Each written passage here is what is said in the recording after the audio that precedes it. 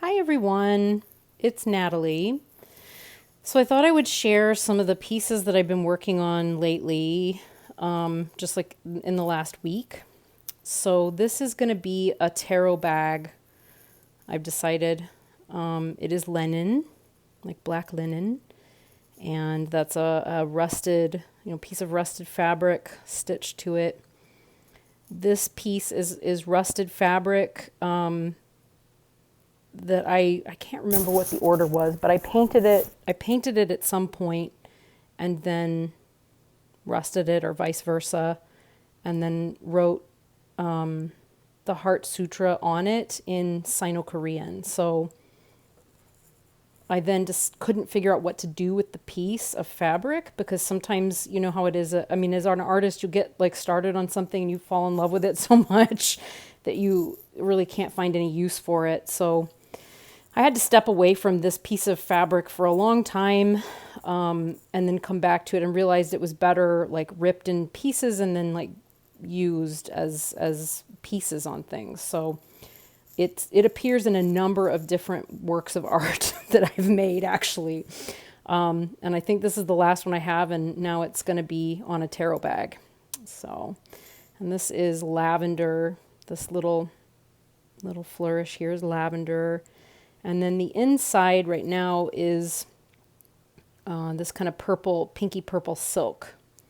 So it will be, a nice sized bag for holding some tarot cards. And I stitched all of it by hand. I usually put them through a machine, like on the seams, although the seam, believe me, is very, very strong. There won't be an issue. And we're looking at 2 sets of seams, inside and out. But it is not the most tidy seam work ever, because I don't care that much, which sounds terrible. But yeah, I mean, if I were interested in making, really perfect stitches and seams, I could do it easily. And obviously using a sewing machine will do it. Even using black thread would do it, but then I couldn't see where to stitch. So I like using, I like things that are wabi-sabi. I mean, that is just my aesthetic. So for those of you, I did this, I did this thing last fall, or last year, like in December, I guess, where I went and spoke with a Girl Scout troop who was working on earning their fibers badge. And it was really funny. The Girl Scouts and their moms didn't quite know whether they were in love with what I did or whether they wanted to run screaming from the room. It was really hilarious. And they were so respectful and so appreciative. But it was like the imperfectness of things really made them question things like deeply. It was really upsetting to them to see like purses and bags and things that were made in such an imperfect way. Or I guess like the more, the word that I think they probably would have chosen if they'd been allowed would have been sloppy, and I chose the word imperfect, but I had to explain wabi-sabi and like where that comes from and what that means and that is a thing. And I think by the end of it, they began to really appreciate what I was doing. And they then admitted, like, if it were us, we couldn't actually do it. Like, it just would not, we wouldn't be able to cope. So this is a second piece that I'm also working on. I had intended to turn this one into a tarot bag as well. And now I'm questioning that because I'm just becoming too entranced with the composition, which is fine.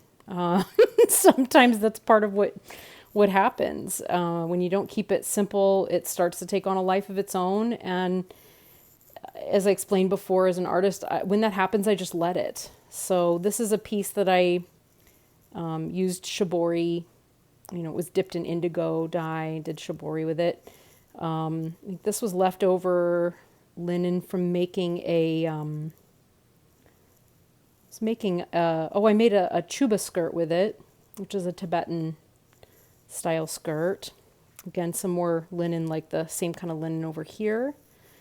A little bit of brocade, and then and this is This is from a tablecloth, or no, not a placemat. It's a placemat. I think I got it from like TJ Maxx or Marshalls. It was in the, they were like a set of 4 and they were on sale for like $2 for 4 of these. If you keep your eyes open, like you can find some great stuff out there. So of course I couldn't resist and I got it. And this is a work in progress. I'm still working on it. I thought last night I stopped stitching. I usually go until I've used up a piece of thread. But I was going to rip this one out because I thought, oh no, this is just not what I intended. This is not going where I want. And I came back to it today and it's absolutely right. Compositionally, yeah, there's something about it that I really love, so I'll probably continue and keep playing with it. It's not wrong at all. It's so funny how that works.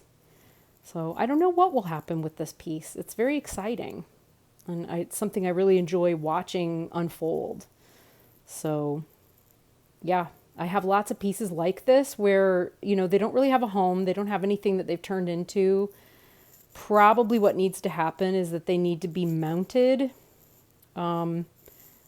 matted, and framed and sold. So I may at some point have to get on top of that and begin doing it. And figure out how I can sell it as these are the kinds of things people, it's not controversial. It's kind of fun composition. People like having things like this in their doctor's office or their, dentist's office or whatever, and they're willing to pay for it. So I need to start thinking in terms of like, how do I turn the work that I do that's like this, that's very simple and mostly done, for my own enjoyment. How do I turn that into income, basically? So, yeah, just a little taste of something there. And I will probably start turning some of these. I mean, some of them are so complex that really they can't become tarot bags. Otherwise, they probably would. But, I think a lot of these could become beautiful tarot bags if I wanted to put together tarot bags. So I may really start looking at that and contemplating it actively, I think. Okay, more to come another time. Thanks again for watching, everybody. Bye.